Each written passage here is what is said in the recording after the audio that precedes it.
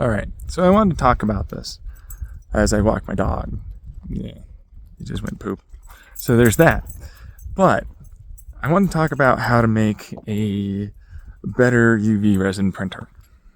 Okay, now the reason why is because my printer is okay, but of course I want more accuracy and detail. It's a whole thing, and there's some strength characteristics that might be available if I do something a little bit different.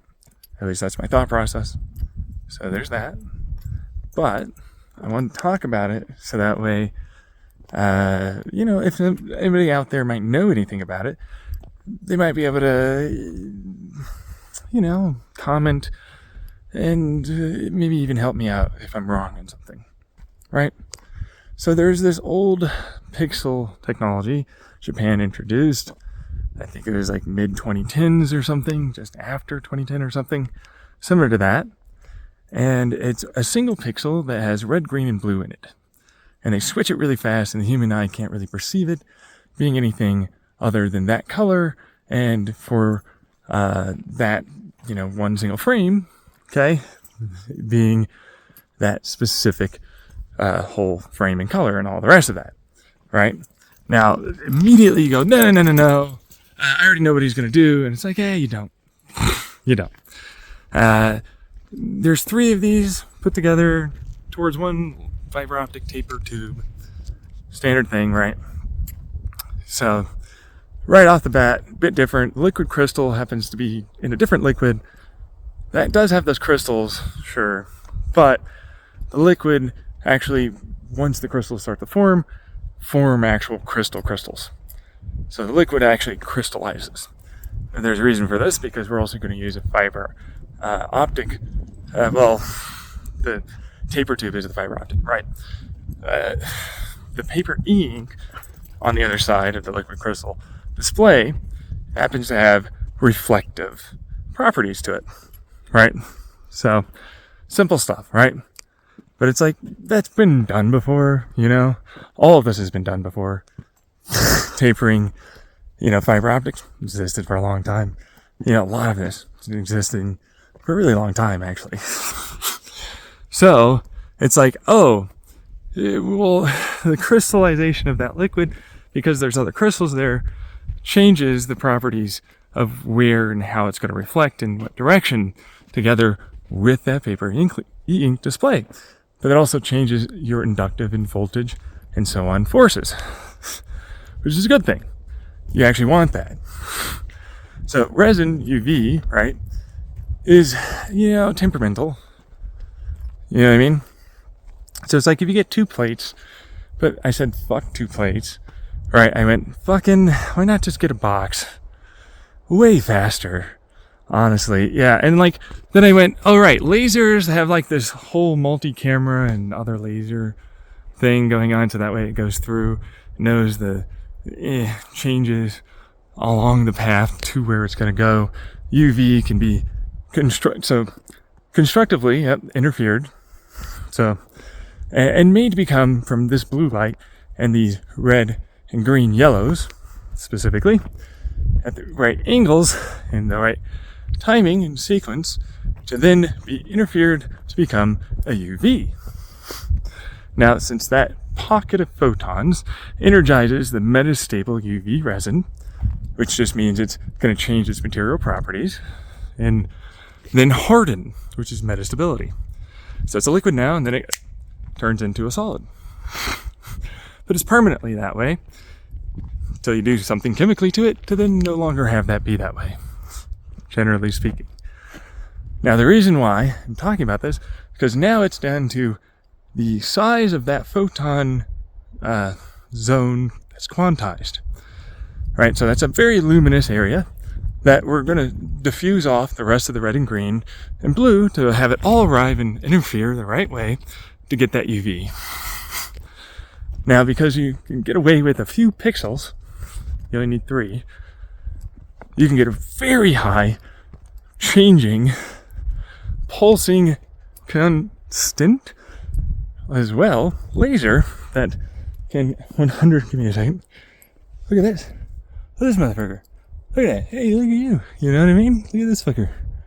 Look at you. Look at that little lizard.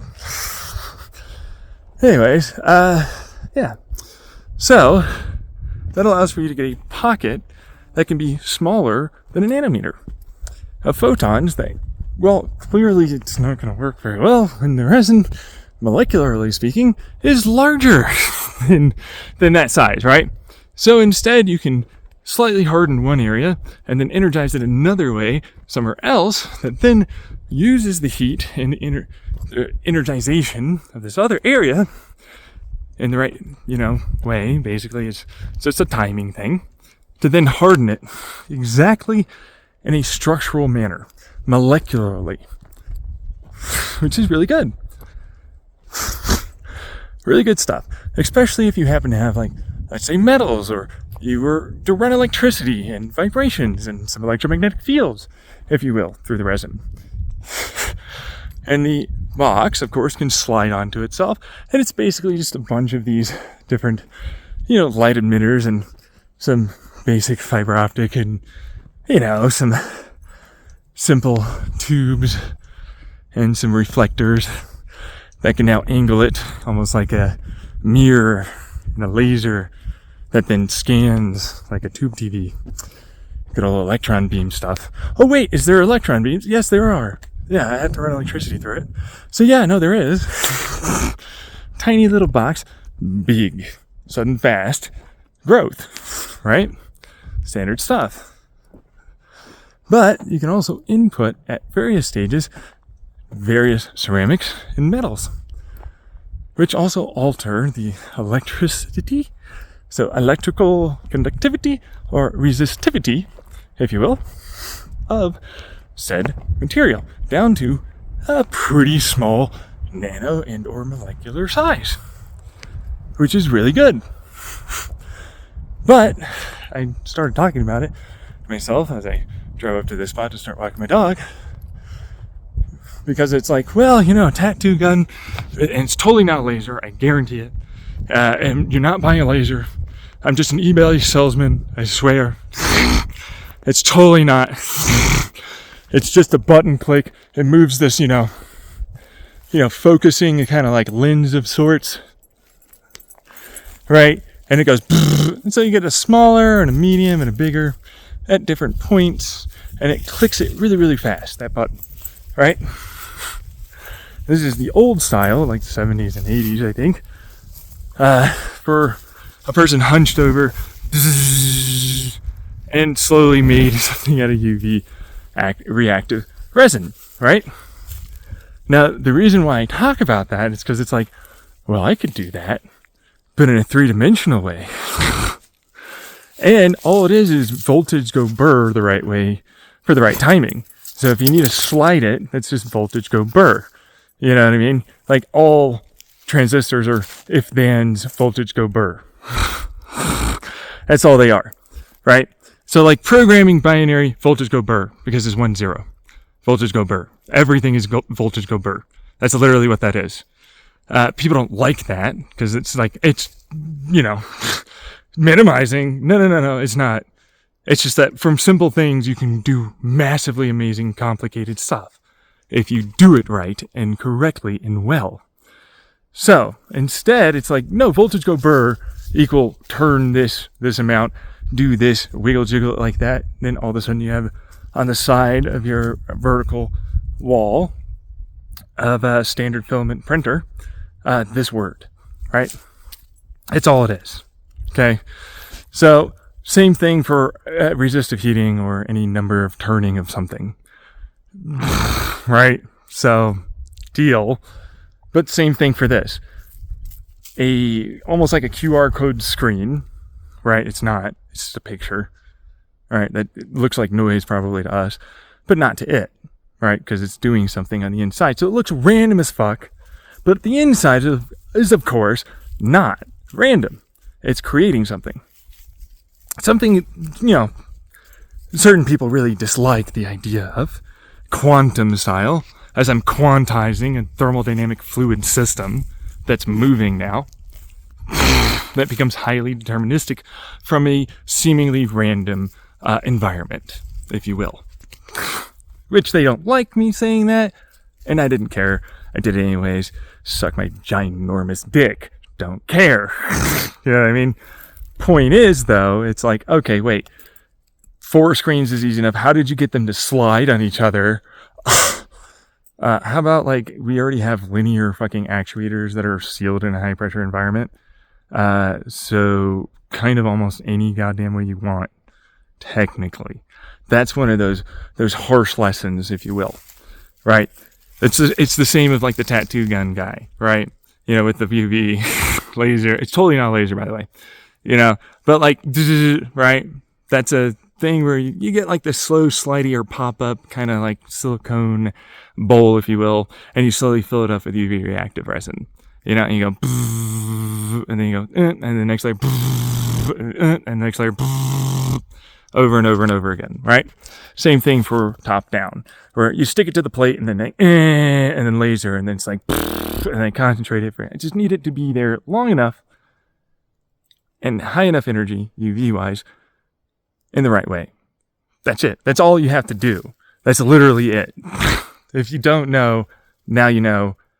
All it is just enough energy to get the reaction started.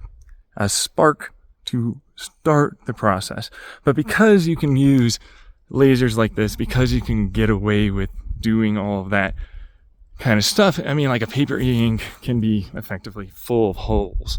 If you don't know, same thing with LCDs, which means you can deposit more in there. And, you know, that allows for you to effectively treat it like a sliding almost bag that's porous and a filter, and depending on the size of that powder, which can be a vapor for what it's worth.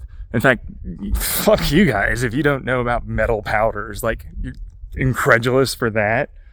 Are you fucking daft, dumb, or stupid? Which one? You know what I mean? How stupid can you get? Right? Like, shut the fuck up. You don't know anything. Clearly. Right?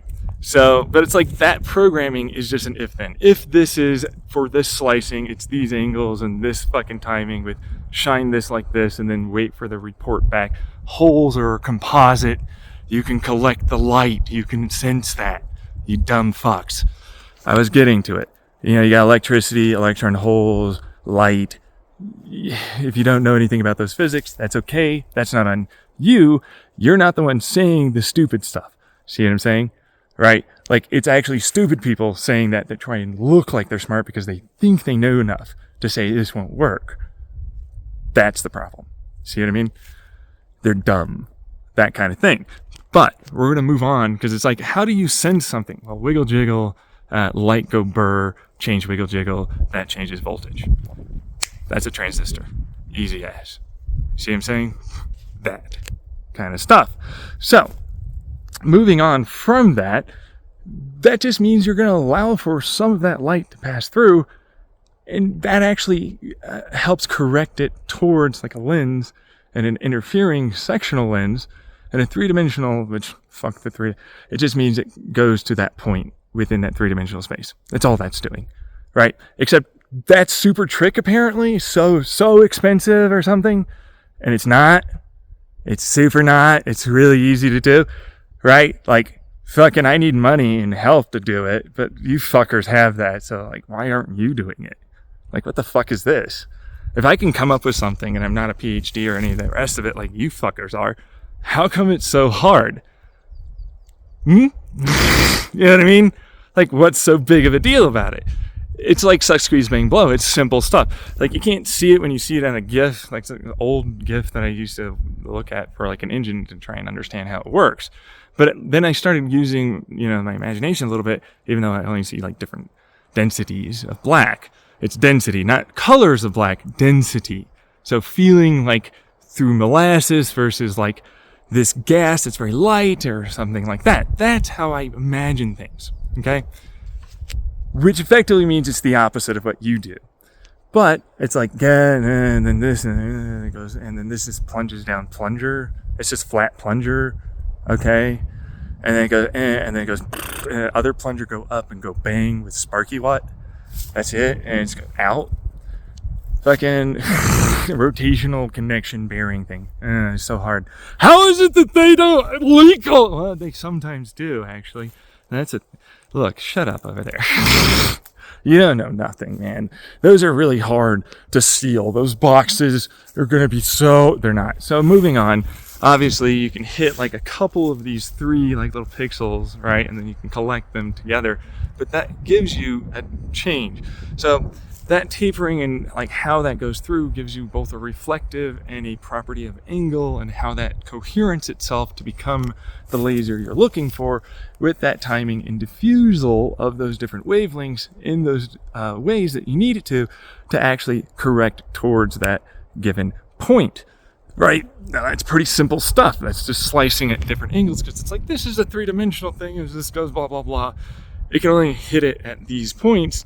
Logically speaking, these are the only angles it can only go through. This changes the property. If you know that there must be this metal and so on, it reflects or absorbs a certain way. Those are already known quantities and values. You can literally just look up a lot of that online, actually, these days. That's how good that is. So when you know that, it's like, wrong, stupid person, you could do it. It's not actually that hard. It's not even hard to program that, especially with basic if-thens.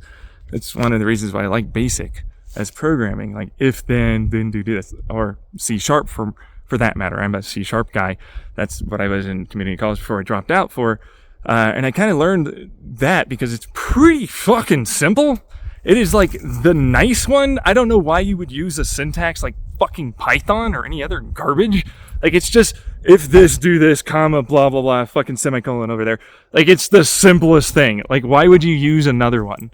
I don't understand what the point of, like, fucking all these other phrases and syntax and grammar wise for this fucking Microsoft Excel spreadsheet in your head that you have to fucking memorize to fucking know the code of all the different stupid like combinations to put together this one thing that you want. When behind the scenes, it's already got this apparently puzzle piece thing, and you're just eliciting the fucking reaction, binarily speaking, effectively. Code-wise, this is like, this is the syntax, and it goes, you know, and then it does this, basically, right? And I'm like, I don't want to learn that. Use language I know. If, then, because, what ifs, you know what I mean? Like, fucking, why would I use this garbage of a language that's phrased in such a way that is counter to everything that is a language I've ever learned? It's like it's intentional to prevent you from ever learning how to do it. I hate that. Binary is easy. Way easier. Fucking literal binary is easier than fucking Python. Like, fuck off. Why would I use this thing that's written in all of that in such a way that's just made to not make sense? See what I mean? It doesn't follow a grammar mechanical thing that's actually normal. Right? It's like, and then Japanese first, and then I then said the thing, right? But also German kind of diffused throughout fucking language, basically. Then English to then because also. Why? For fuck's sake, what reason? What is this for? This is the stupidest thing. Who made this? Anyways, point is, puzzle piece it in a basic sequence and pattern, and you get your fucking, you know, MIT like puzzle piece. You just fucking write out if-thens and fucking it's done. You know what I mean? But that's the Resin 3D printer idea, to try and have a faster, better, it's like my molecular atom 3D printer concept already. And here's me just explaining it now without the background and, you know, blah, blah, blah. But now instead of like atom to atom and bespoke, you know, quark and so on with the tubes and the particle and so on, acceleration and drain out heat and electricity and different forces, but then that collapses, but also interferes. But it's not really interfering. It's really more reacting at that point, but that's charge and nuclear, but that's different speeds. And then you have to have it in the right kind of area. And then that's a backward and forward node, anti-node kind of. And then, you know, light is momentum, so enough energy in the right directionality, and you get like that thing to fucking just pop in. You know what I mean? But that's a whole other thing. That's pretty easy to do, right? Like, I was like, I need to make this fucking atomic deposition shit better. I'm gonna fucking absolutely control this. Fucking, I'm gonna make this my bitch. And that's what I did, basically. I was like, fucking, you can just electroplate and it's atomic deposition? I can make that work in a way different way. Why wouldn't I use this for tiny corks and gluons? This is so simple. Why wouldn't we just do this instead? But neither here nor there. You get the general gist on that side, right? So this is just a big molecule. That's like nothing, honestly. Genuinely. So anyways.